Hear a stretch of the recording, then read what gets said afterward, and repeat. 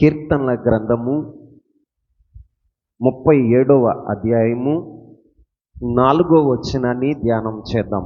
కీర్తనల గ్రంథము 37వ అధ్యాయము 4వ వచనం. యెహోవాను బట్టి సంతోషించుము, ఆయన నీ హృదయ వాంఛలను తీర్చును. ఈ యొక్క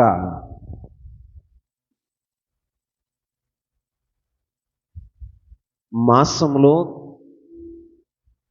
దేవుడు ఇస్తున్న వాగ్దానం ఏంటంటే, నీవు యెహోవాను బట్టి సంతోషించుము, ఆయన నీ హృదయ వాంఛలను తీర్చును. ఈ రోజున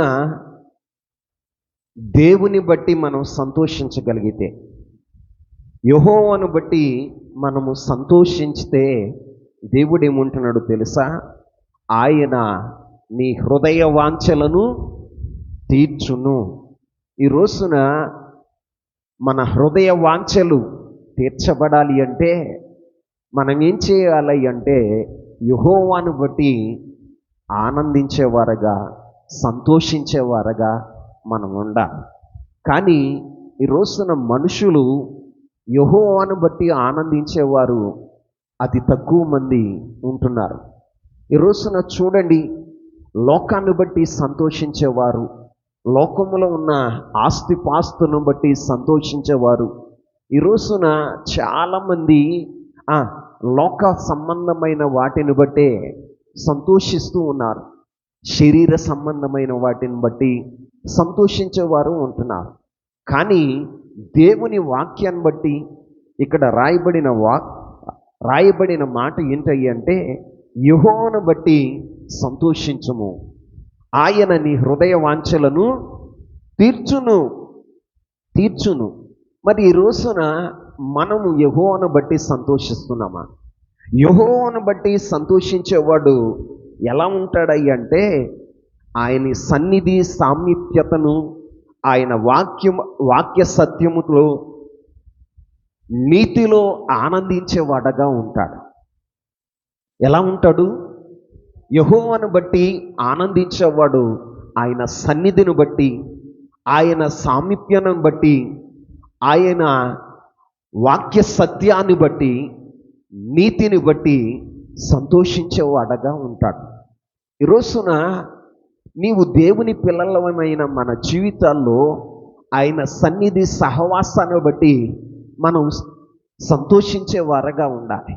ఈ రోజున మరి నీవు దేని బట్టి సంతోషిస్తున్నావు?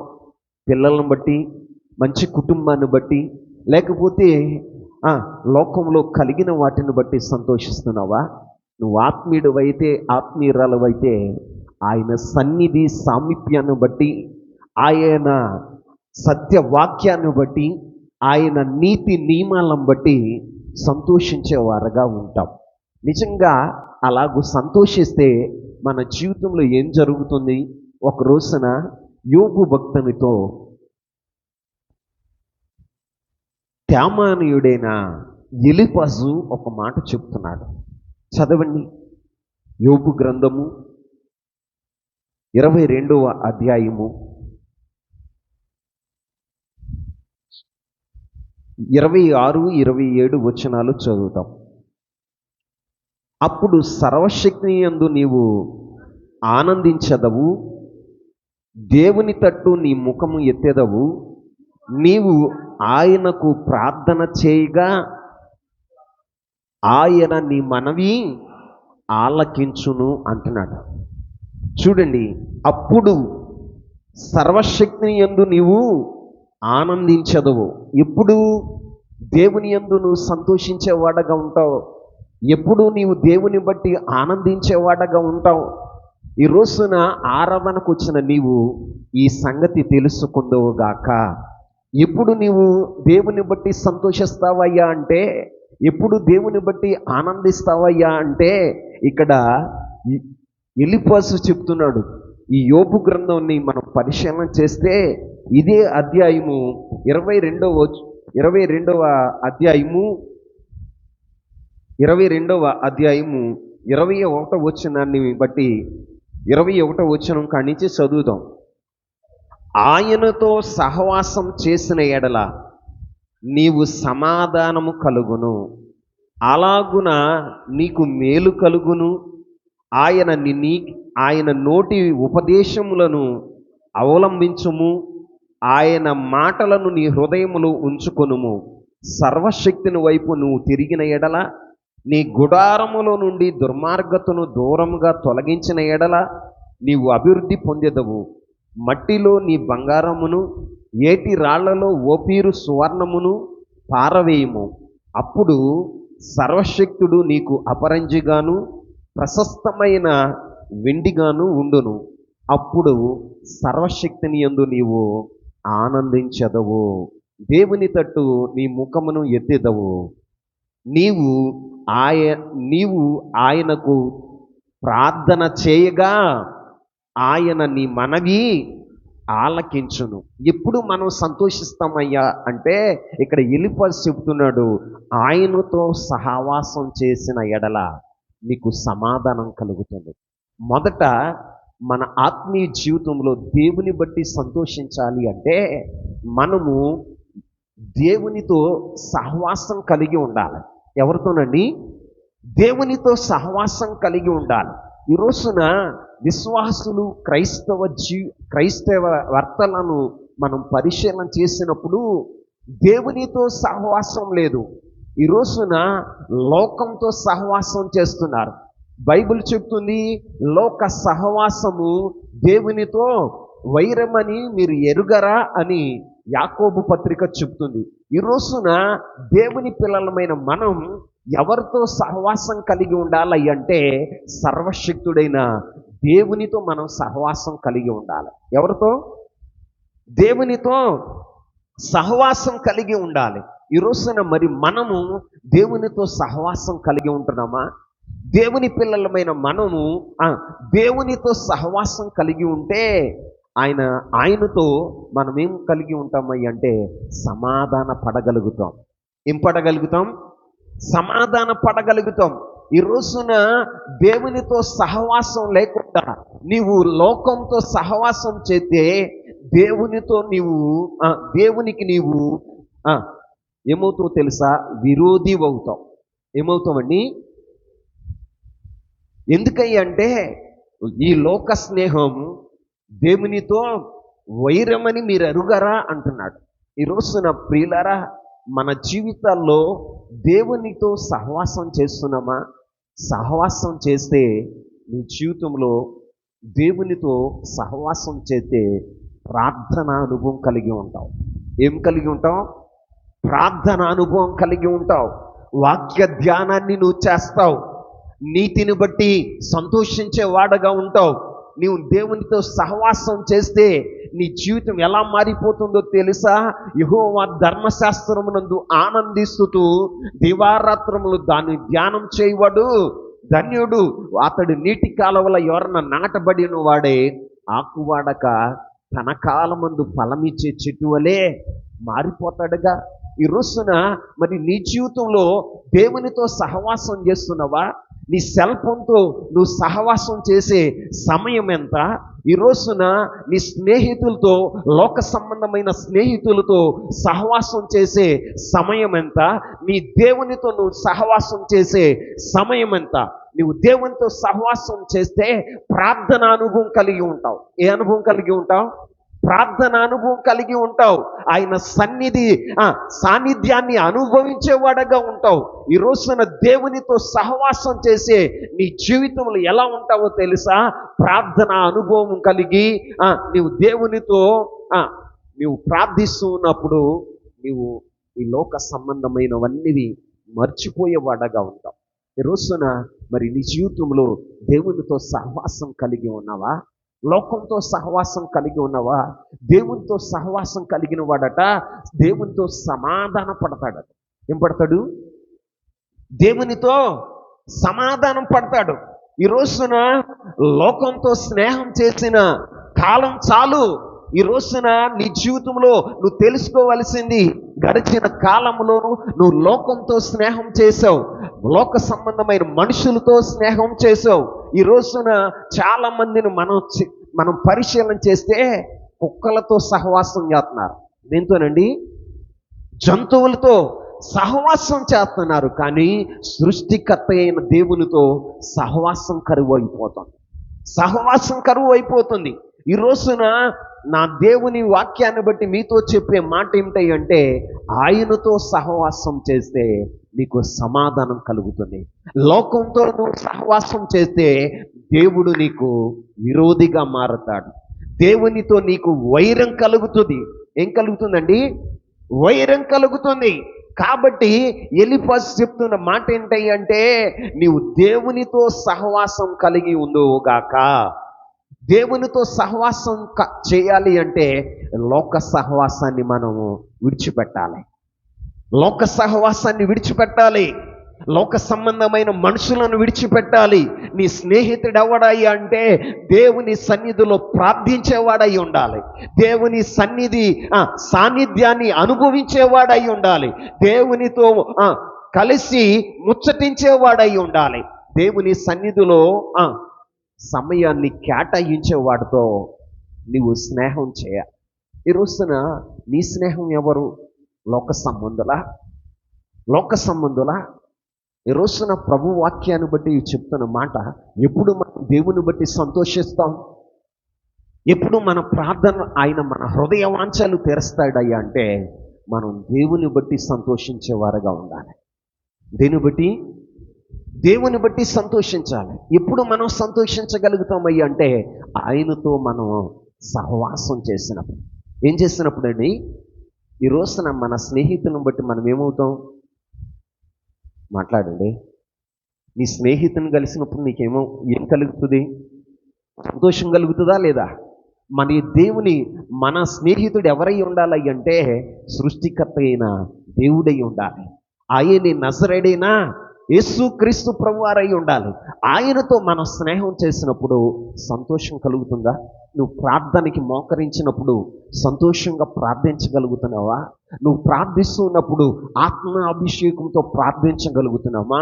దేవుని సన్నిధిలో నువ్వు ప్రార్థించినప్పుడు దేవునితో నీవు నీ హృదయం కొమ్మరించబడుతుందా? ఈ రోజున ప్రియులారా, మన జీవితంలో దేవునితో సహవాసం చేయటం అంటే ప్రార్థన జీవితం కలిగి ఉండటం.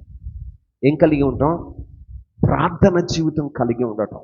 అదే కాదు, ఆయన వాక్యాన్ని ధ్యానించే అనుభవం. అంతేకాదు, ఆయనతో కూడా నడిచే అనుభవం. ఏ అనుభవం అండి? ట్రావెల్ చేయాలి. ఏం చేయాలండి? ట్రావెల్ చేయాలి. ఆయనతో మనం ఏం చేయాలి అంటే సహవాసం చేసేటప్పుడు ప్రయాణం చేయాలి. ఇక్కడ మన జీవితాల్లో హానోకు 300 సంవత్సరాలు. ఎన్ని సంవత్సరాలండి? 1 సంవత్సరం కాదు, 2 సంవత్సరాలు కాదు. ఆయనకి సంవత్సరం ఉంది, ఆయనకి పిల్లలు ఉన్నారు, ఆయనకి బాధ్యతలు ఉన్నాయి, కుటుంబ భారం ఉంది. కానీ ఆయన 300 సంవత్సరాలు దేవునితో నడిచిన వాడగా ఉన్నాడు. అంటే ఏం చేశాడో తెలుసా?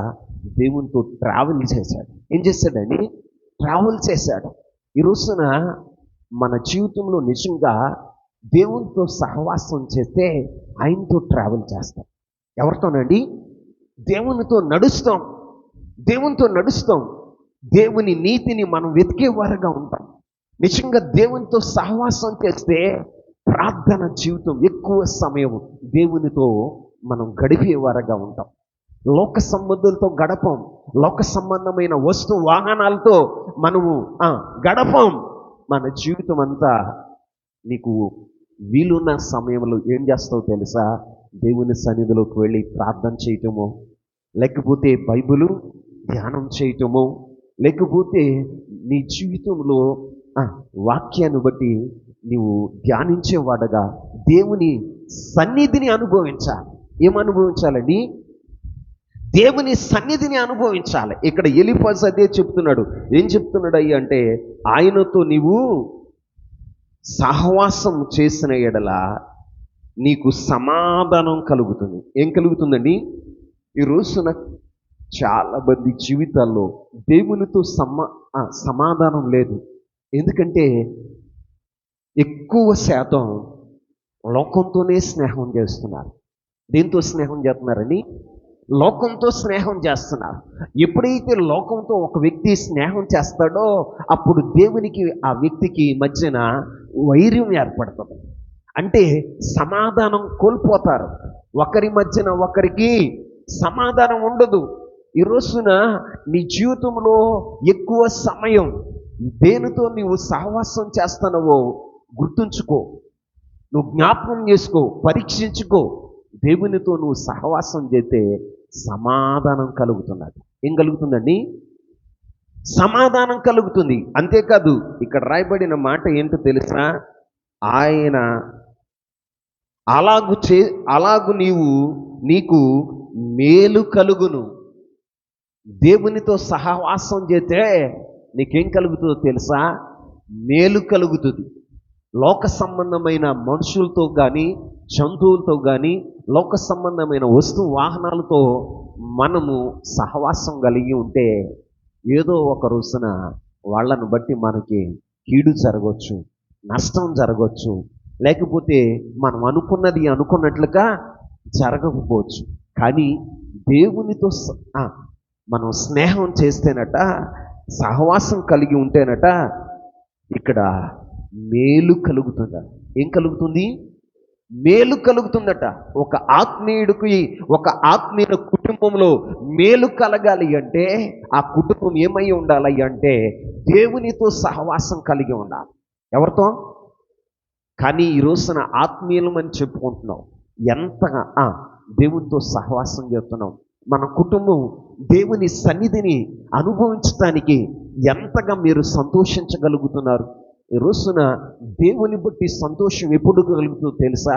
నీ జీవితంలో దేవునితో నువ్వు సహవాసం చేస్తూ ఉన్నప్పుడు, దేవునితో నువ్వు ట్రావెల్ చేస్తూ ఉన్నప్పుడు, దేవుని గురించి నువ్వు ధ్యానం చేస్తూ ఉన్నప్పుడు, నీతిని అనుసరిస్తున్న నీ జీవితంలో దేవుని బట్టి సంతోషించగలుగుతావు.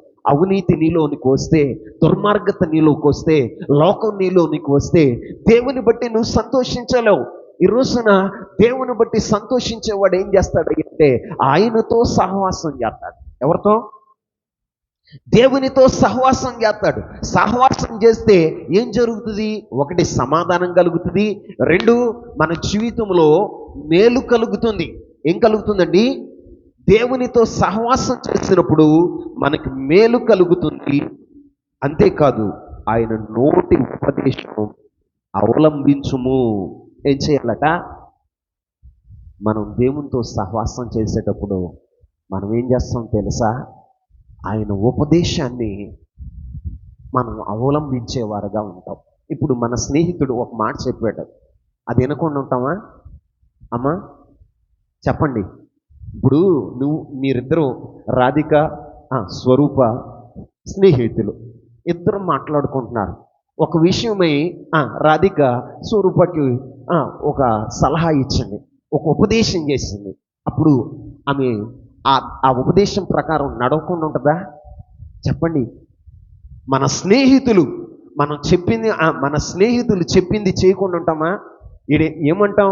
అరే వీడు వాడి స్నేహం చేస్తున్నాడురా, వాడు చెప్పింది వీడు చేస్తున్నాడురా అంటాం. దేవునితో మనం స్నేహం చేస్తే దేవుని ఉపదేశాన్ని మనం అవలంబించేవారు ఎలా ఉంటాం? దేవుని ఉపదేశాన్ని అవలంబించేవారుగా ఉంటాం.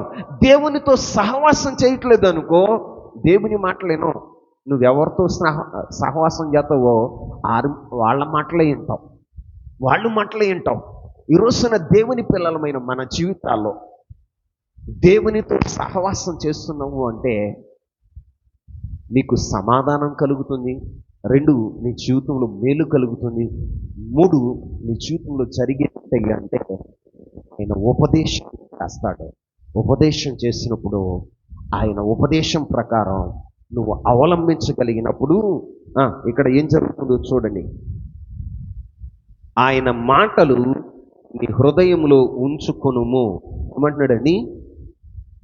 మనం ఎప్పుడు ఆనందించగలుగుతాం? దేవుని మాటలు మన హృదయంలో ఉన్నప్పుడు, ఆయన ఉపదేశాన్ని అనుసరించినప్పుడు, ఆయనతో మనం సహవాసం చేసినప్పుడు ఇవన్నీ మనకు వస్తాయి. ఏమొస్తాయి? ఒకటి, సమాధానం కలుగుతుంది. రెండు, నీకు మేలు కలుగుతుంది. ఏం కలుగుతుందని? నీకు మేలు కలుగుతుంది. మూడోది ఏం చేస్తాడో తెలుసా? దేవుని ఉపదేశాన్ని నీకు దొరుకుతుంది, దాన్ని నువ్వు అవలంబించగలుగుతావు. అంతేకాదు ఇక్కడ రాయబడిన మాట ఏమిటి అంటే, ఆయన మాటలు నీ హృదయములో ఉంచుకొనుము, సర్వశక్తిని వైపు నీవు తిరిగిన ఎడల నీ గుడారములో నువ్వు ఎప్పుడైతే దేవుని తట్టు తిరుగుతావో, లోకాన్ని విడిచిపెడతావో, దేవునితో సహవాసం చేయాలని నీవు తీర్మానం చేసుకుంటావో, అప్పుడు నీ జీవితంలో జరిగేది ఏంటో తెలుసా? నీ గుడారంలో ఉన్న దుర్మార్గతను దూరంగా తొలగించిన ఎడల నీవు అభివృద్ధి పొందుతావు. ఆమె చెప్పండి, ఏం పొందుతాం? అభివృద్ధి పొందుతాం. దేవుని మాటలు వింటే, దేవునితో సహవాసం చేస్తే, ఆయన తట్టు మన హృదయాన్ని త్రిప్పగలిగితే మనం ఏం చేస్తామో తెలుసా? మన గుడారంలో ఉన్న దుర్మార్గతను దూరంగా మనం తొలగించి వేసేస్తే దేవుడు ఏం చేస్తాడో తెలుసా? అభివృద్ధి చేస్తాడు. ఏం చేస్తాడు? అభివృద్ధి చేస్తాడు. అంతేకాదు, మట్టిలో నీ బంగారమును, ఏటి రాళ్లలో నీ ఓపీరును పారవేయగలుగుతావు. ఆమె చెప్పండి. దేవునితో నువ్వు సహవాసం చేస్తే లోక సంబంధమైన వెండి బంగారాలు మనం అసహించుకునేవారుగా ఉంటాం. ఏం చేస్తాం? అసహించుకుంటాం. వెండి బంగారాల మీద, లోక సంబంధమైన విలువైన వస్తు వాహనాల మీద మన మనస్సు ఉండదు. మనం ఏమనుకుంటాం తెలుసా? దేవుడే నాకు బంగారం. ఏమనుకుంటామంట? దేవుడే నాకు బంగారం, ఆయనే ప్రశస్తమైన వెండి అని మనం ఫీల్ అవుతామంట. ఈ రోజున అంతగా ఫీల్ అయినప్పుడు మనం ఏం చేస్తామో తెలుసా? సర్వశక్తిని బట్టి ఆనందించగలుగుతాం. ఆమె చెప్పండి. ఎప్పుడు నువ్వు ఆనందించగలుగుతావు అంటే, దేవుడే విలువైన అపరంజిని ప్రశస్తమైన వెండిగా నువ్వు భావిస్తావో, అప్పుడు దేవుని బట్టి నువ్వు ఆనందించగలుగుతావు. ఆనందించగలిగితే దేవుడు ఏం చేస్తాడో తెలుసా? నీ మనవిని, నీ ప్రార్థనను ఆయన ఆలకించేవాడగా ఉంటాడు. ఈ రోజున నీ జీవితంలో మరి నీ ప్రార్థనలు, నీవు ఆయనకు ప్రార్థన చేయగా ఆయన నీ మనవి ఆలకించును అని లేఖనంలో రాయబడి ఉంది. ఎప్పుడు ఆయన ఎప్పుడు ప్రార్థన చేస్తే వింటాడయ్యి అంటే, ఆయన్ను బట్టి నువ్వు ఆనందిస్తున్నప్పుడు. నీ హృదయము దేవుని బట్టి ఆనందించాలి. నీ హృదయం దేవుని వాక్యాన్ని బట్టి ఆనందించాలి. నీ హృదయం దేవుని సన్నిధిని అనుభవిస్తున్నప్పుడు, ఆయన నీతిని అనుసరిస్తున్నప్పుడు, నీ జీవితంలో సంతోషం కలిగినప్పుడు దేవుడు ఏం చేస్తాడో తెలుసా? నీ మనవిలన్నీ ఆయన ఆలకించేవాడగా ఉంటాడు. అంటే నీ హృదయ వాంఛను ఆయన తీర్చేవాడగా ఉంటాడు. మొదటిది మనం చేయవలసిన పని ఏంటి అంటే, లోకంతో స్నేహం కాకుండా సర్వశక్తుడైన దేవునితో మనం స్నేహం చేసినప్పుడు మన జీవితంలో ఏం చేయగలుగుతామో తెలుసా? మన మనసు, మన హృదయం దేవుని తట్టు తిరుగుతుంది.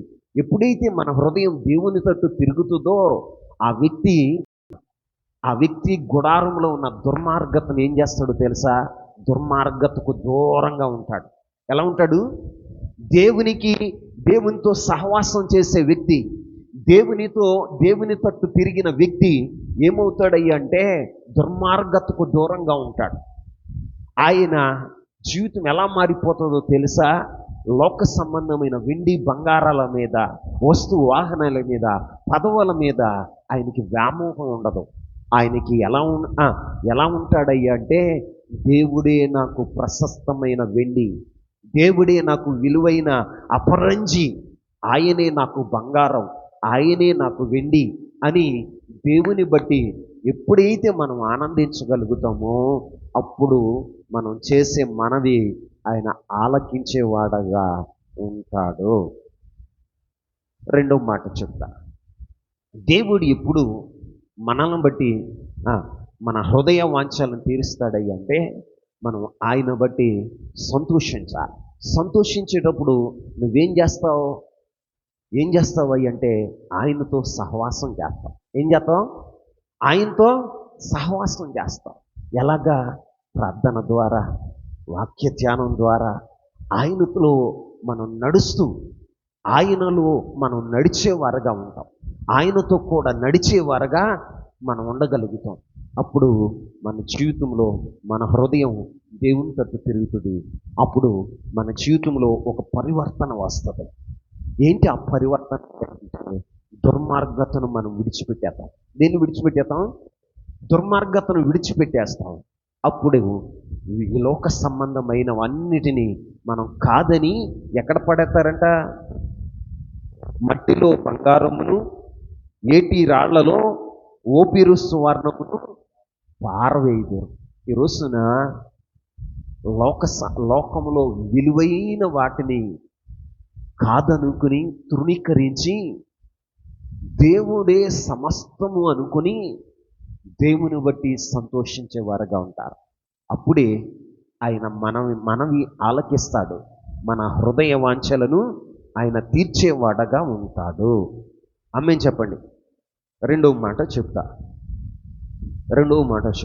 మనం ఎప్పుడు ఆయన బట్టి ఆనందించగలుగుతామయ్యా అంటే చూడండి, యెషయా గ్రంథం 58వ అధ్యాయం 14వ వచనాన్ని చదువుదాం. యెషయా గ్రంథం 58వ అధ్యాయం 14వ వచనం. నీవు యెహోవాయందు ఆనందించదవు, దేశం యొక్క ఉన్నత స్థలముల మీద నేను నిన్ను ఎక్కించేదను, నీ తండ్రి యాకోబు స్వాస్థ్యమును నీ అనుభవాల్లో ఉంచెదను. యెహోవా సెలవిచ్చిన వాక్కు ఇదే. దేవుడు అంటున్న మాట ఏంటంటే నీవు యెహోవా యందు ఆనందించదవు. ఎప్పుడైతే నీవు యెహోవా యందు ఆనందిస్తావో అప్పుడట దేవుడు దేశం యొక్క ఉన్నత స్థలముల మీద నిన్ను ఎక్కిస్తాడు. ఆమేన్ చెప్పండి.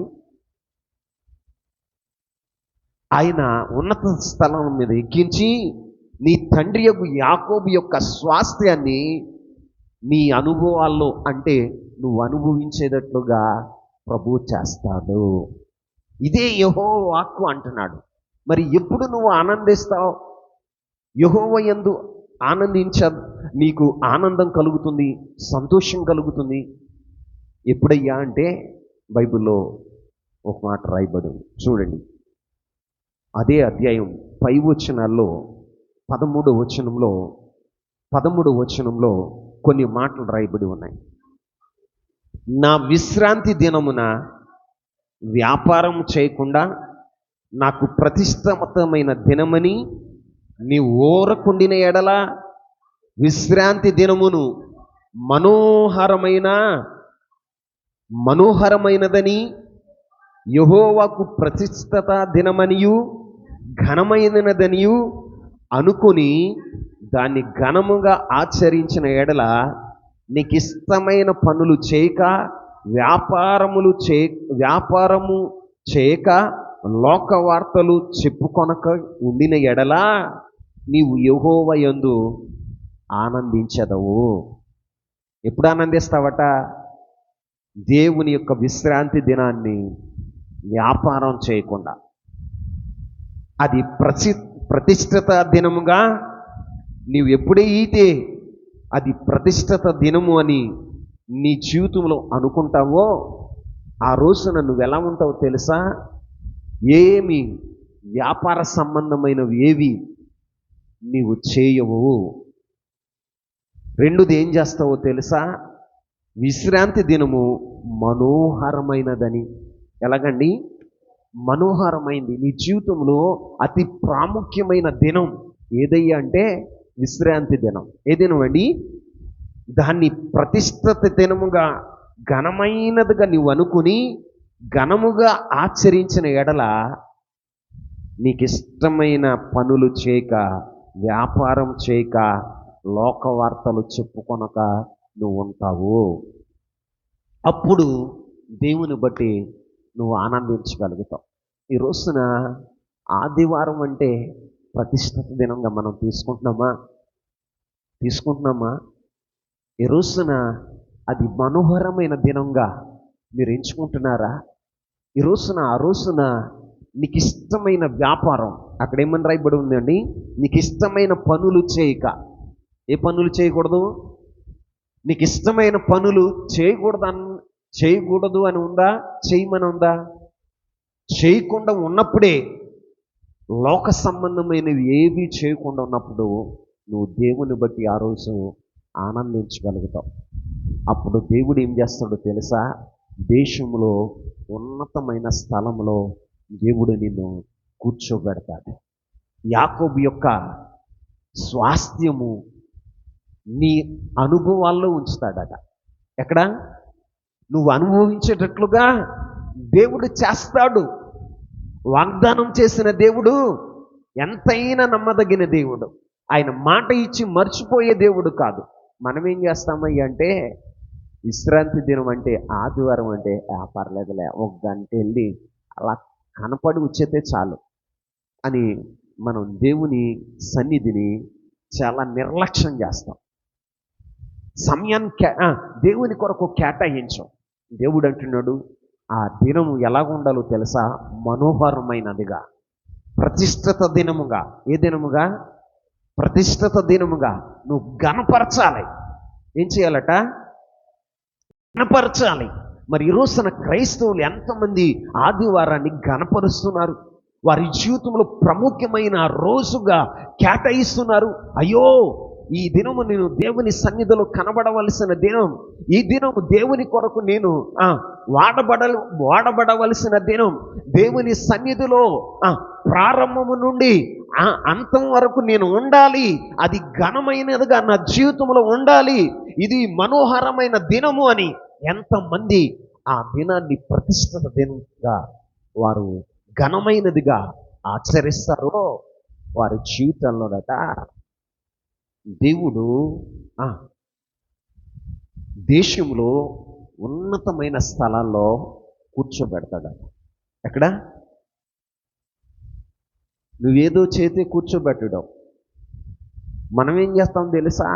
లోక సంబంధమైన వాటి మీద కూర్చోవాలి, పదవుల మీద కూర్చోవాలి, కుర్చీల మీద కూర్చోవాలి, నాకు ఘనత రావాలి, నాకు మహిమ రావాలి అని అనుకుంటాం. దేవుడు ఎప్పుడు మహిమ ఇస్తాడో తెలుసా? నువ్వు లోక సంబంధమైన వాటిని అన్నిటినీ అవాయిడ్ చేసినప్పుడు. ఏం చేసినప్పుడు అండి? లోక సంబంధమైనవన్నిటిని అవాయిడ్ చేసినప్పుడు, నీకు ఇష్టమైన పనులన్నీ అవాయిడ్ చేసినప్పుడు, లోక వార్తలను నువ్వు అవాయిడ్ చేసినప్పుడు దేవుని బట్టి నువ్వు సంతోషించగలుగుతావు. అప్పుడు దేవుడు ఏం చేస్తాడో తెలుసా? నిన్ను దేశంలోనే ఉన్నతమైన స్థలంలో నిన్ను కూర్చోబెట్టగలుగుతాడు. ఆమేన్. రోజున ఎవరు ఆయన బట్టి ఆనందిస్తారు అంటే లోక వార్తలు చెప్పుకోని వారు. ఆమేన్ చెప్పండి. లోక వార్తలు చెప్పుకొని వారు. మనం మామూలు కార్యక్రమంగానే మాట్లాడే మాట ఏంటో తెలుసా? బాబాయ్ నీ పార్టీ మా పార్టీ అనుకుంటా మాట్లాడతాను. దేవుడు భక్తులు మాట్లాడేటప్పుడు ఆలకిస్తాడట. ఆయన భక్తులు మాట్లాడేటప్పుడు ఆలకిస్తాడట ప్రతిదని. నా పిల్లలు ఒకసారిగా కూడుకున్నారుగా, నన్ను గురించి ఏమన్నా మాట్లాడతారా? నన్ను గణపరిచే మాటలు ఏమన్నా మాట్లాడతారా? నాకు మహిమ తెచ్చే మాటలు ఏమన్నా మాట్లాడతారా అని ఆకాశం నుంచి ఆయన చెవులు మన మాటల వైపు ఆలకించేవిగా ఉంటాయండి. మనం ఏం చేస్తాను? లోక వార్తలు చెప్పుకుంటాం. ఆత్మీయుడు ఎప్పుడు కూడా లోక వార్తలు చెప్పుకోకూడదు. ఏ వార్తలు చెప్పకూడదు? లోక వార్తలు మాట్లాడకూడదు. మనకి ఇష్టమైన పనులన్నీ మానాలి. కొన్ని దేవుని ఆదివారం అంటే అది ప్రతిష్ఠిత దినం, ఘనమైనది, అది మనోహరమైనది అని నువ్వు ఆ దినాన్ని ఘనపరచగలిగితే అప్పుడు నీకు దేవుని బట్టి ఆనందం కలుగుతుంది. లేకపోతే నీ జీవితంలో ఆనందం కలగదు. మందిరానికి వస్తావు కానీ ఏదో పోగొట్టుకున్నలాగా విచారంగా కూర్చుంటారు. కొన్ని మొహాలు చూడండి, కూర్చునేటప్పుడు ఎంత విచారంగా కూర్చుంటారు. బైబిల్ చెప్తుంది, దేవుని సన్నిధిలో నిత్యము సంతోషం కలదట. ఏం కలదు? ఇక్కడే మనం అన్నీ మర్చిపోయి సంతోషంగా ఉండగలుగుతాం. ఆయన బలిపీఠాన్ని పట్టుకున్న వాడికి ఆనందమును సంతోషమును దేవుడు కలగచేస్తాడట. ఈ రోజున నీ జీవితంలో సమస్తాన్ని మర్చిపోవాలి. దేవుని సన్నిధికి వచ్చిన తర్వాత నువ్వు సమస్తాన్ని మర్చిపోయి ఆయన బట్టి ఆనందించే అనుభవానికి నువ్వు వస్తే ఆయన నీ హృదయ వాంఛలు తీరుస్తాడు. ఆమె చెప్పండి.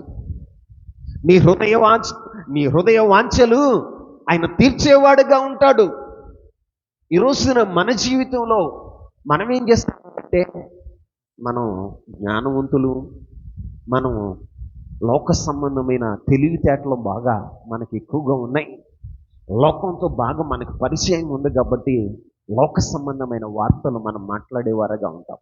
కానీ ఇక్కడ బైబిల్ చెప్తుంది, లోక వార్తలను నువ్వు మాట్లాడక, లోక సంబంధమైన మాటలు మాట్లాడమని ఉందా, మాట్లాడకూడదని ఉందా? చెప్పండి. ఏమని ఉంది? లోక వార్తలు చెప్పుకొనక, నీకు ఇష్టమైన పనులు చేయక, వ్యాపారం చేయక, యెహోవాకు ప్రతిష్ఠ దినమని ఘనమైనదిగా అనుకొని దాన్ని ఘనపరిచి ఆచరిస్తే నీవు అప్పుడు యెహోవా యందు సంతోషించగలుగుతావు. ఎప్పుడు? ఇవన్నీ నీ జీవితంలో జరిగినప్పుడు. ఆదివారం రాగానే నిజమైన ఆత్మీయుడికి ఎలా ఉంటుందో తెలుసా? ఒక పండగ వాతావరణం. ఏంటని మరి మన జీవితంలో ఉంటుందా? ఆదివారం 7 గంటలకి అయ్యగారు ప్రార్థన పెట్టేశాడు. ఏం పెట్టేశాడు? ఎక్కడ లేని పడలేక. అసలు మనకేముండాలి? దేవుని కలుసుకునే భాగ్యాన్ని దేవుడు ఇచ్చాడు అనుకుని సంతోషంగా దేవుని మందిరానికి రావాలి. ఎలా రావాలి? సంతోషంగా రావాలి. కానీ దేవుని మందిరం అంటే, దేవుని సన్నిధి అంటే కొంతమందికి ఇష్టం ఉండదు.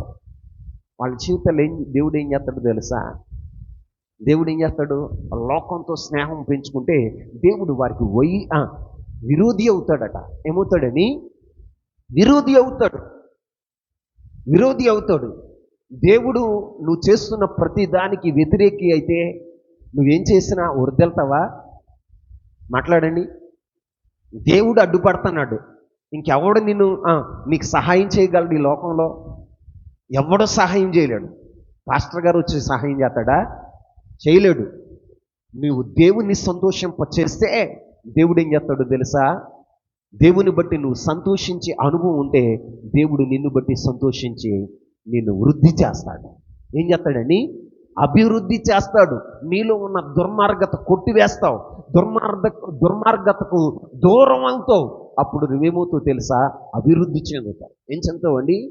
అభివృద్ధి చెందుతావు. మన జీవితాలు ఎలా ఉన్నాయి అంటే, దేవుని సన్నిధి అంటే మనకి అసహ్యం అండి. చాలామంది చూడండి, అయిపోయేటప్పుడు ఆమెనేటప్పుడు వస్తూ ఉంటారు. ఎప్పుడు వెళ్ళేమా లేదా దేవుని మందిరానికి వెళ్ళాం ఆశరేపించుకుంటా వస్తారు. దేవుడు ఎలా కనపడతాడండి? బైబిల్ చెప్తుంది, యెహోవాను బట్టి ఆనందించాలి. యెహోవాను బట్టి ఆనందించినప్పుడు ఆయన నీ హృదయ వాంఛలు తీరుస్తాడు. నువ్వు దేవుని బట్టి ఆనందం లేక, దేవుని సన్నిధిని బట్టి ఆనందం లేక, దేవుని నీతిని బట్టి ఆనందం లేక, ఆయన సన్నిధి సామీప్యాన్ని బట్టి ఆనందం లేక నీ జీవితంలో లోకాన్ని బట్టి ఆనందిస్తే దేవుడు నీ హృదయ వాంఛలు ఎందుకు తీరుస్తాడు? నీ హృదయ వాంఛలు ఎందుకు తీరుస్తాడండి? నీకు ప్రతికూలంగానే ఉంటాడు. నీ కుటుంబానికి ప్రతికూలంగానే ఉంటాడు ఆయన. ఈ రోజున అయ్యా మేము క్రైస్తవ కుటుంబమే మాది, కానీ దేవునితో సహవాసం లేదుగా. ఏం లేదు? దేవునితో సహవాసం లేదుగా. క్రైస్తవ కుటుంబమే, పేరుకు మాత్రం క్రైస్తవ కుటుంబమే, కానీ దేవునితో సహవాసం లేదు. దుర్మార్గతను నీవు దూరంగా ఉన్న అనుభవం లేదు. ఈ రోజున పేరుకు మాత్రం ఉంటే సరిపోదు. పేరుకుంటే దేవుడు ఏముంటాడో తెలుసా? వేషధారి అంటాడు. ఏముంటాడండి? వేషధారి అంటాడు. ఎరుస్తున్న దేవుని పిల్లలుగా మీతో చెప్తున్న మాట, ఆయన యందు ఆనందించే అనుభవం మనలో ఉన్నప్పుడు దేవుడు ఏం చేస్తాడో తెలుసా? మన హృదయ వాంఛలను తీర్చేవాడుగా ఉంటాడు. ఆమె చెప్పండి. ఒకటి, ఆయన బట్టి మనం ఎప్పుడు సంతోషించగలుగుతామయ్యా అంటే మన జీవితంలో ఆయనతో సహవాసం చేసి, ఎప్పుడు ఆయనతో సహవాసం చేసి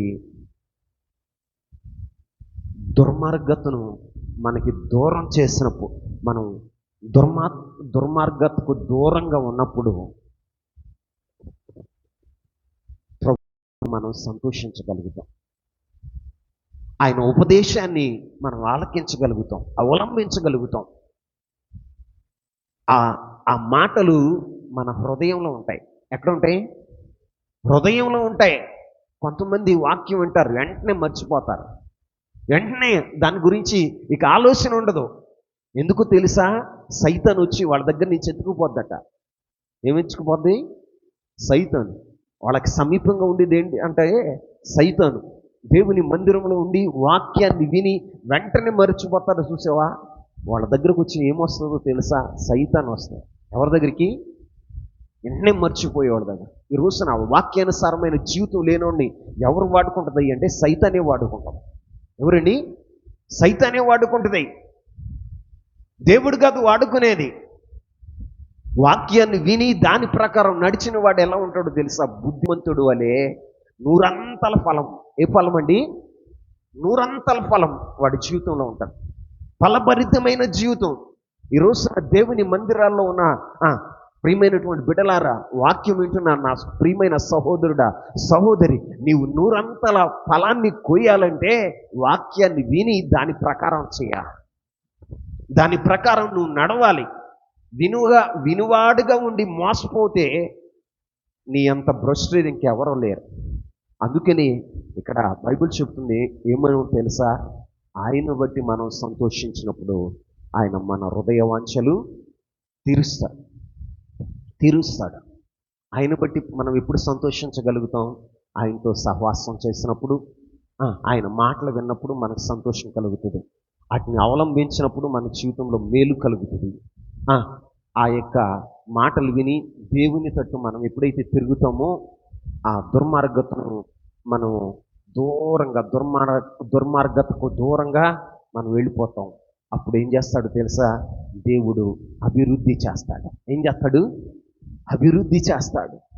ఈ రోజున అభివృద్ధి చేసి దేవుడు మన జీవితంలో ఏం చేస్తాడయ్యా అంటే ఆయనే వెండి బంగారంగా మన జీవితంలో కొలువై ఉంటాడు. అప్పుడు మన జీవితంలో సంతోషించగలుగుతాం. రెండు, మనం ఆయన బట్టి ఇప్పుడు సంతోషిస్తామయ్యా అంటే ఆయన విశ్రాంతి దినాన్ని ఎలా ఆచరించాలి? ఆయన విశ్రాంతి దినాన్న వ్యాపారం చేయకుండా ప్రతిష్ఠిత దినమని ఊరుకుండి, అది మనోహరమైనదనియు ప్రతిష్ఠిత దినమనియు ఘనమైనది అని దాన్ని ఘనపరిచినప్పుడు మన జీవితాల్లో ఎలా ఉంటాం తెలుసా? మనకిష్టమైన పనులు మానేసి లోక వార్తలు చెప్పుకోకుండా దేవుని బట్టి సంతోషించగలుగుతాము. అలా సంతోషించగలిగితే దేవుడు నిన్ను దేశంలో ఉన్నతమైన స్థానంలో దేవుడు కూర్చోబెడతాడు. మన పితరుడైన యాకోబు స్వాస్థ్యాన్ని మన యొక్క అనుభవాల్లో ఉంచుతాడు. ఆమె చెప్పండి. ఉంచేవాడగా ఉంటాడు. మరి ఈ రోజున మనం దేవుని బట్టి సంతోషిస్తున్నామా? ఇంకోటి చెప్పనా? ఎప్పుడు దేవుడు మన హృదయ వాంఛలను తీరుస్తాడయ్య అంటే ఒకటి, దేవుని బట్టి సంతోషించినప్పుడు. దేని బట్టి? దేవుని బట్టి సంతోషించినప్పుడు. రెండు, మనము దేవుని చిత్తానుసారమైనవి, దేవుని హృదయ వాంఛలను, మనం దేవుని చిత్తానుసారమైన కోరికలు కలిగి ఉన్నప్పుడు దేవుడు ఏం చేస్తాడో తెలుసా? మన హృదయ వాంఛలు తీరుస్తాడు. ఆమె చెప్పండి. అర్థమైందా?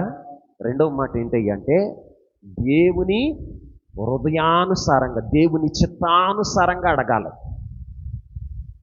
దేవుని చిత్తానుసారమైన వాటిని, దేవునికి అనుకూలమైన వాటిని మనం అడిగినట్లయితే మన కోరికలు ఎలా ఉండాలి అంటే ఆయన చిత్తానుసారమైనవి ఉండాలి. అప్పుడు దేవుడు ఏం చేస్తాడో తెలుసా? మన హృదయ వాంఛలను తీర్చేవాడగా ఉంటాడు. మనం అడిగే ఏంటో తెలుసా? మన చిత్తానుసారంగా అడుగుతాం. మన దురాలోచన చొప్పున మనం అడిగేవారుగా ఉంటాం. బైబిల్లో చెప్తుంది ఏంటయ్యా అంటే ఆయన చిత్తానుసారంగా అడగాలి. ఏమడగాలి? అందరికి చెప్పండి. ఆయన చిత్తానుసారంగా అడగాలి. ఇంకోటి ఏంటో తెలుసా? మనం దేవునిలో ఆయన చిత్తము కొనసాగుతూ దేవునిలో ఆయన చిత్తాన్ని మనం కొనసాగిస్తే ఆయన ఏం చేస్తాడో తెలుసా? ఆయన నెరవేర్చాలనుకున్న కోరికలని మనకి కలగ చేస్తాడు. ఏం చేస్తాడు? ఆయన నెరవేర్చాలన్న కోరికల్ని నీలో కలగ చేసేవాడుగా. మరి రోజున దేవుని సన్నిధిలోకి వచ్చిన నీ జీవితంలో ఆయన చిత్తానుసారంగానే అడుగుతున్నావా? ఆయన చిత్తానుసారంగానే అడుగుతున్నావా? ఆయన చిత్తానుసారంగానే అడుగుతున్నావా? నీ హృదయంలో వాంఛలు తీరట్లేదంటే అర్థం ఏంటో తెలుసా? నీ కోరికలు తీరట్లేదంటే కారణం ఏంటో తెలుసా? ఆయన చిత్తానికి వ్యతిరేకంగా ఉన్నాయి. ఏమున్నాయి? ఆయన చిత్తానికి వ్యతిరేకంగా ఉన్నాయి. ఆయన చిత్తానుసారమైనవి మనం అడిగితే దేవుడు ఏం చేస్తాడో తెలుసా? మన హృదయ వాంఛలను తీరుస్తాడు. ఆమేన్ చెప్పండి. ఈ రోజున దేవుని పిల్లలమైన మన జీవితాల్లో ఆయన చిత్తానుసారమైనటువంటి వాటిని అడుగుతూ నేర్చుకోవాలి. బైబిల్లో ఒక ఆమె ఉంది. ఆమె పేరు ఏంటి అంటే అన్న. చెప్పండి. అన్న ఎన్నో సంవత్సరాలుగా సంతానం లేని సంతానహీనురాలుగా ఉంది.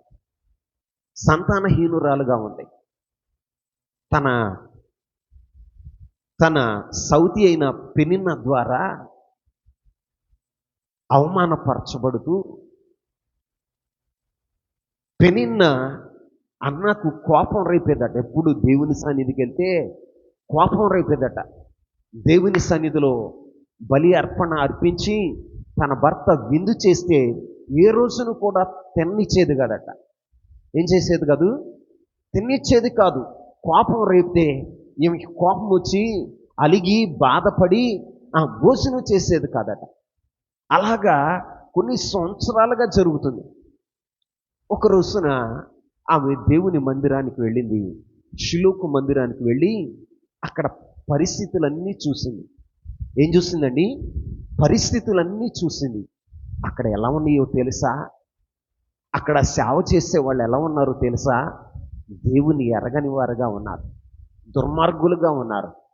ఇంకా ఎలా ఉన్నారయ్య అంటే దేవుని ప్రత్యక్షత లేనివారుగా ఉన్నారు. ఎలా ఉన్నారు? దేవుని ప్రత్యక్షత లేనివారుగా ఉన్నారు.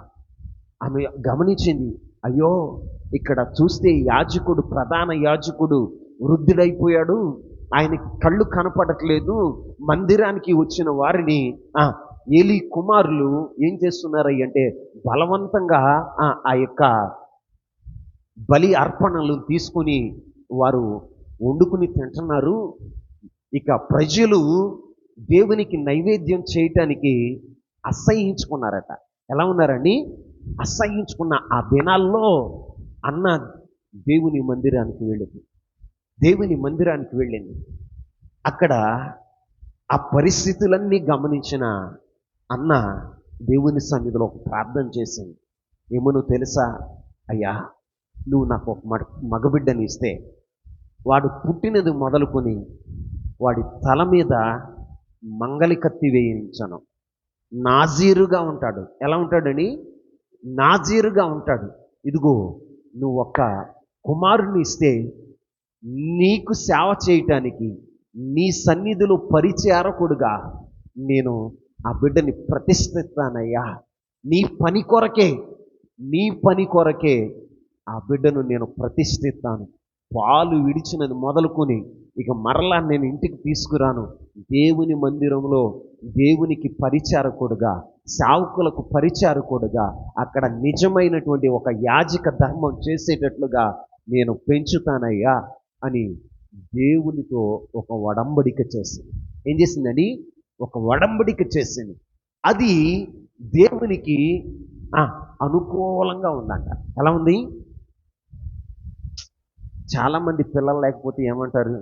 అయ్యా నువ్వు నా పిల్లల్ని అని ప్రార్థన చేస్తారు. వాడు లేక పుడితే వాడికి గారభం పెట్టి భ్రష్టుని చేసేస్తారు. ఏం చేస్తారండి? లేకలకు పుట్టాడురా, ఎన్నో సంవత్సరాలకి మా పెళ్ళైన 10 సంవత్సరాలు పుట్టాడు, ఈడు మా బంగారపు కొండ, వెండి కొండ అని చెప్పి వాడు అడిగిందల్లా ఇచ్చి వాడు వెళ్తున్న చోటకల్లా అడ్డు చెప్పకుండా భ్రష్టుని చేసేస్తారు. ఏం చేస్తారని? భ్రష్టుని చేసేస్తారు. కానీ అన్న ఏం చేసిందో తెలుసా? దేవుని పని చేయటానికి. ఎవరు పని చేయటానికండి? దేవుని మందిరానికి వచ్చిన ఆమె ఏం చేసిందో తెలుసా? దేవుని అవసరతను కనుగొంది. ఏం కనుగొంది? దేవుని అవసరత కనుగొంది. ఇక్కడ ఒక సేవకుడు కావాలి, ఇక్కడ పరిచారకుడు అవసరం. దేవుని మందిరంలో దీపం ఆరిపోతున్న కనులు మందగిలిన ఏలియా ఇక్కడ దీపం వెలిగిలేడు. ప్రధాన యాజకుడు వృద్ధుడైపోయాడు, కదలలేని స్థితిలో ఉన్నాడు. ఇక్కడ ఒక యాజకుడు కావాలి అని ఆమెకి ఆ మందిరంలో దేవుని అవసరత ఏంటో ఆమె ఎరిగి ప్రార్థన చేసింది. ఏం చేసిందండి? దేవుని అవసరత ఎరిగి ప్రార్థన చేసింది. ఈ రోజున మీకు మాట చెప్తాను, చాలా లోతుకు తీసుకోండి, మీ హృదయాల్లోకి తీసుకోండి. దేవుడు మన జీవితంలో ఏదైనా లోటు పెడుతున్నాడు అంటే కారణం ఏంటో తెలుసా? నువ్వు దేవుని అవసరతను కోరుతావని, దేవుని అవసరతను ఎరుగుతావని దేవుడు ఏం చేస్తాడు తెలుసా? నీ జీవితంలో ఒక లోటు పెడతాడు. ఏం పెడతాడని? ఒక లోటు పెడతాడు. నీకు ఇప్పుడు ఆర్థికంగా పరిస్థితి వచ్చిందా? దేవుని అవసరత నువ్వు ఎరగాలి. ఏం ఎరగాలి? దేవుని అవసరత ఏంటి? అసలు నా ద్వారా దేవునికి ఏం కావాలి అది నువ్వు తెలుసుకోవాలి ముందు. మనం ఏం చేస్తాం అంటే మొదలెట్టింది ప్రారంభం ఆపేదాకా మన అవసరతలే చెప్తాం. దేవుని అవసరత ఎప్పుడన్నా నువ్వు కనుగొన్నావా? అన్న దేవునికి అనుకూలమైన ప్రార్థన, దేవుని అవసరతను ఎరిగి ప్రార్థన చేసింది. దేవుని అవసరతను ఎరిగి ప్రార్థన చేసింది. ఈ దేవుని మందిరంలోకి వెళుతున్న నాకు ఏం అవసరం, ఈ మందిరంలో ఏం అవసరం అని ఆమె అవసరతను ఎరిగి ప్రార్థన చేసింది. ప్రభువా నువ్వు ఆ కుమారుని ఇస్తే ఏమంది? నీ కొరకు పెంచుతా, నీ మందిరంలోనే ఉండేటట్టుగా పెంచుతా, నీకు సేవ చేసేవాడుగా నీ సేవకులకు పరిచారకుడిగా నేను పెంచుతానయ్యా అని దేవునితో మొక్కుకుందంట. ఏం చేసిందండి? దేవునితో మొక్కుకుందంట. ఆమె ఒడంబడిక ఏంటయ్యా అంటే, నువ్వు నాకు ఇచ్చే బిడ్డ నా కోసం కాదు, నీ కోసమే. ఎవరి కోసం? నీ కోసమే. నీ మందిర అవసరతలు తీర్చేవాడుగా ఉండాలి ఆ బిడ్డ. కాబట్టి నాకు ఒక మగబిడ్డను దయచే, నీ మందిరంలో ఉన్న అవసరతలు తీర్చబడినట్లుగా నేను పెంచుతానని దేవుని దగ్గర ఒక ఒడంబడిక, ఒక మొక్కుబడి చేసుకో. ఆ ప్రార్థన దేవునికి అనుకూలంగా ఉంది. ఇంటికి వెళ్ళిపోయింది. దేవుడు ఆమెను జ్ఞాపకం చేసుకుని సమూయేలు అనే బిడ్డనిచ్చాడు. ఏమిచ్చాడని? సమూయేలు అనే బిడ్డనిచ్చాడు. ఆమె ఎలా పెంచిందో తెలుసా? నిజంగా దేవునితో ఏమైతే ఒడంబడిక చేసిందో ఆ రీతిగానే ఆ బిడ్డని పెంచింది. 3 సంవత్సరాలు పాలిస్తూ ఏమని చెప్పిందో తెలుసా? నాయనా ఇదిగో మీ నాన్న నేను తాత్కాలికమైన వారం, మేము శరీర సంబంధమైన తల్లిదండ్రులం, కానీ మన తండ్రి ఒకడున్నాడు, ఆయన పేరు యెహోవా. ఏంటని? యెహోవా. ఆయనకు ఒక మందిరం ఉంది, ఆ మందిరంలో నువ్వు సేవ చేయాలి. ఇదిగో మందిరం 3 భాగాలుగా ఉంటాయి. మొదటిది ఆవరణం, రెండవది పరిశుద్ధ స్థలం, మూడోది అతి పరిశుద్ధ స్థలం. ఆవరణంలో ఏముంటాయో తెలుసా? బలిపీఠం ఉంటుంది, గంగాళం ఉంటుంది. ఏముంటుందండి చెప్పిందండి? బలిపీఠం ఉంటుంది, గంగాళం ఉంటుంది. ఆ యొక్క ఆవరణం నుంచి లోపలికి రాగానే దీపస్తంభం ఉంటుంది. ఏముంటుందండి? దీపస్తంభం ఉంటుంది. ఇంకా నీవు ముందుకు వస్తే పరిశుద్ధ స్థలంలో, అతి పరిశుద్ధ స్థలంలో సన్నిధి రొట్టెలు ఉంటాయి. ఏముంటాయి అండి? సన్నిధి రొట్టెలు ఉంటాయి. ధూపవేదిక ఉంటుంది. అక్కడ ఏముంటాయి అంటే మందస్సం ఉంటుంది. దేవుని మందస్సం, సాక్ష్యపు మందస్సం ఉంటుంది నాయన అని 3 సంవత్సరాల లోపు పిల్లవాడికి అవన్నీ మందిరాన్ని గురించి, మందిరంలో జరిగే పరిచర్య గురించి ఆమె చెప్పింది. 3 సంవత్సరాలు అయిన తర్వాత పాలు విడిచిన బిడ్డను తీసుకెళ్ళి మందిరంలో విడిచిపెడతాడు. ఏం చేస్తాడు తెలుసా? దేవుని మందిరంలోకి వెళ్ళగానే ఏం చేస్తాడు తెలుసా?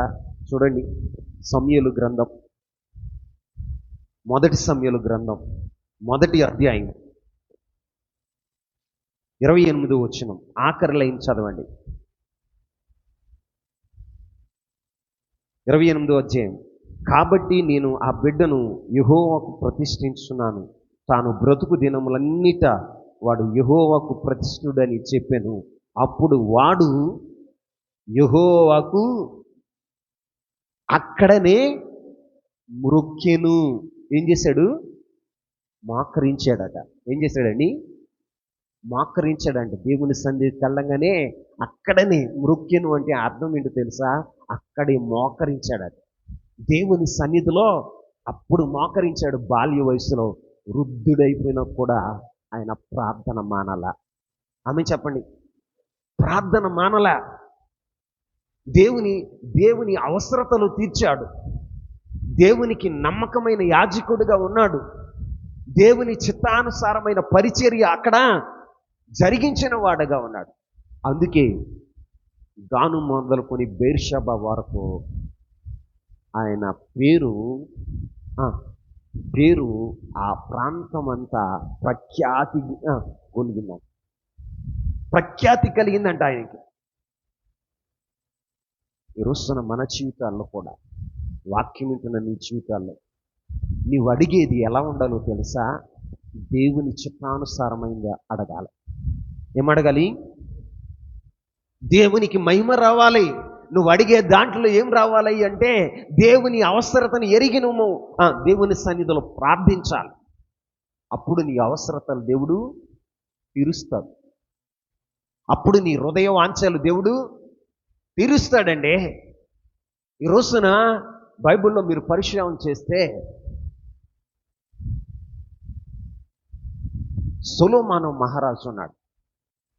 చిన్న వయసులోనే ఇశ్రాయేలు ప్రజల మీద రాజుగా ఆయన నియమించబడ్డాడు. ఆయన దేవుని సన్నిధికి వెళ్ళి ఆయన చేసిన ప్రార్థన ఏంటో తెలుసా? ఒకసారి చదవండి. మొదటి రాజుల గ్రంథం 3వ అధ్యాయం 9వ వచనాన్ని చదువుదాం. మొదటి రాజుల గ్రంథం 3వ అధ్యాయం 9వ వచనం. ఇంత గొప్పదైన నీ జనమును న్యాయము తీర్చగలవాడు ఎవడు? కాబట్టి నేను మంచి చెడ్డలు వివేచించి నీ జనులకు న్యాయము తీర్చున్నట్లు నీ దాసుడైన నాకు వివేకము గల హృదయము దయచేయుము. సొలొమోను చేసిన ఈ మనవి ప్రభువునకు అనుకూలమాయను గనుక. ఏమైందట? ఆయన చేసిన ప్రార్థన ఎలా ఉంది? దేవునికి అనుకూలంగా ఉంది. అయ్యా, నీ ప్రజలైన ఇశ్రాయేలు ప్రజల మీద నన్ను రాజుగా చేసావు, నా రాజ్యాన్ని స్థిరపరచు అని ప్రార్థన చేయాల. శత్రువుల ప్రాణాన్ని నాకు ఇవ్వు అని ప్రార్థన చేయాల. ఘనతని ఇవ్వమని ప్రార్థన చేయాల. అయ్యా, నాకు ఐశ్వర్యాన్ని ఇవ్వమని ప్రార్థన చేయాల. దీర్ఘాయువుని ఇవ్వమని ఆయన ప్రార్థన చేయాల. ప్రభువా, ఇంత గొప్ప జనులైన నీ ప్రజల మీద నన్ను రాజుగా నువ్వు నియమించావు. ఈ ప్రజలకు న్యాయం తీర్చడానికి ఏది మంచో ఏది చెడో నేను గ్రహించటానికి, వారికి న్యాయం తీర్చడానికి నాకు వివేకం దయచే. ఏమన్నాడండి? వివేకం దయచేయమని దేవుని సన్నిధిలో ప్రార్థన చేస్తే ఆ ప్రార్థన దేవునికి ఎలా ఉందో తెలుసా? అనుకూలంగా ఉండాలి. ఎలా ఉందండి? అనుకూలంగా ఉంటే దేవుడు ఏమి ఇచ్చాడు చూడండి. 11వ వచనం 11 దేవుడు అతనికి ఏమిచ్చాను? ఇలాగు సెలవిచ్చాను, దీర్ఘాయువునైనను ఐశ్వర్యమునైనను నీ శత్రువుల ప్రాణమునైనను అడుగక న్యాయమును అనుగ్రహించుటకు వివేకమును అనుగ్రహించుమని నీవు అడిగితివి. నీవు ఇలాగూ అడిగినందున నీ మనవి ఆలకించుచున్నాను. బుద్ధి వివేకములు గల హృదయము నీకు ఇచ్చుచున్నాను.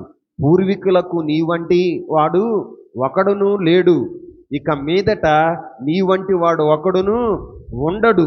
మరియు నీకు ఐశ్వర్యమును ఘనతను ఇమ్మని అడగకపోయినను నేను వాటిని కూడా నీకు ఇచ్చుచున్నాను. అందువలన నీ దినములన్నిట రాజులు నీ వంటి వాడు ఒకడును ఉండడు. మనం చేసే ప్రార్థన దేవునికి అనుకూలంగా ఉండాలి. మనం ఏం చేస్తామయ్యి అంటే ఫస్ట్ స్టార్ట్ చేయటమే మన అవసరతలే చెప్తాం. ఏం చెప్తామండి? మన అవసరతలే చెప్తాం. ఈ రోజున బైబిల్లో మనం చేసే ప్రార్థన దేవుని చిత్తానుసారమైంది అయితే దేవుడు నిశ్చయంగా నీ హృదయ వాంఛలు తీరుస్తాడు. రాజును చేశాడు, కానీ రాజు ఏమడుగుతున్నాడో తెలుసా? నీవు ఎంత జనులైన ఇంత ప్రజలకు లెక్కింప సౌఖ్యం కాని ప్రజల మీద నన్ను రాజుగా నియమించావు, వారికి న్యాయం తీర్చడానికి వివేకము దయచేయి అంటే దేవుడు ఏం చేశాడో తెలుసా? జ్ఞాన వివేకములు అనుగ్రహించటమే కాదు, ఘనత ఐశ్వర్యమును కూడా దేవుడు సొలొమోనుకి దయచేశాడు. అంతకుముందున్న రాజులకు కానీ తన తర్వాత వచ్చిన రాజులకు కానీ ఎవ్వరికి లేని ఘనత, ఎవ్వరికి లేని జ్ఞానము దేవుడు సొలొమోనుకి అనుగ్రహించిన వాడగా ఉన్నాడు. కారణం ఏంటో తెలుసా? ఆయన చిత్తానుసారంగా అడిగాడు. ఏమడిగాడు? ఆయన చిత్తానుసారంగా అడిగాడు. ఈ రోజున మనం చేసే ప్రార్థనలు ఎలా ఉండాలి అంటే ఆయన చిత్తానుసారంగా ఉండాలి. ఎలా ఉండాలి? ఆయన చిత్తానుసారంగా ఉండాలి. ఆయన చిత్తానుసారంగా ఉంటే దేవుడు ఏం చేస్తాడో తెలుసా? నీ హృదయ వాంఛను తీరుస్తాడు. ఆమేన్. ఆమేన్ చెప్పండి గట్టిగా. ఆయన మన హృదయ వాంఛలను తీరుస్తాడు. అంతేకాదు ప్రియులారా, మనం అడిగేటప్పుడు మనం దేవునిలో ఆయన చిత్తములో మనం కొనసాగుతూ ఉంటే ఏం చేస్తామంటే, మనము దేవునిలోను దేవుని చిత్తంలోను మనం కొనసాగిస్తూ ఉంటే, మన జీవితాన్ని కొనసాగిస్తూ ఉంటే ఆయన నెరవేర్చే వాటినే మనం కోరుకునేటట్లుగా ఆయనే మనకు ఆలోచన చెప్తాడట. ఆమేన్ చెప్పండి. ఆయన నెరవేర్చే వాటినే మనం కోరుకునేటట్టుగా ఆయన చేస్తాడట. దేవుడు ఏం నెరవేర్స్తాడో వాటిని మనం కోరతాం. నిజం ఈ మాట. ఫిలిప్పీయులకు రాసిన పత్రిక 2వ అధ్యాయం 13వ వచనాన్ని చదవండి ఆఖరిగా. ఫిలిప్పీయులకు రాసిన పత్రిక 2వ అధ్యాయం 13వ వచనం. ఎందుకనగా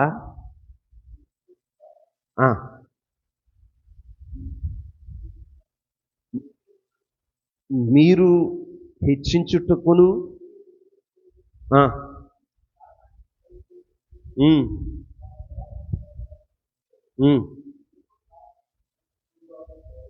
దేవుడే. ఆమేన్. నేను చదువుతున్నాను వినండి. ఎందుకనగా మీరు ఇచ్చేయించుటకును కార్యసిద్ధి కలుగజేసుకొనుటకు తన దయా సంకల్పము నెరవేర్చుటకై మీలో కార్యసిద్ధిని కలగచేయువాడు ఎవరంట?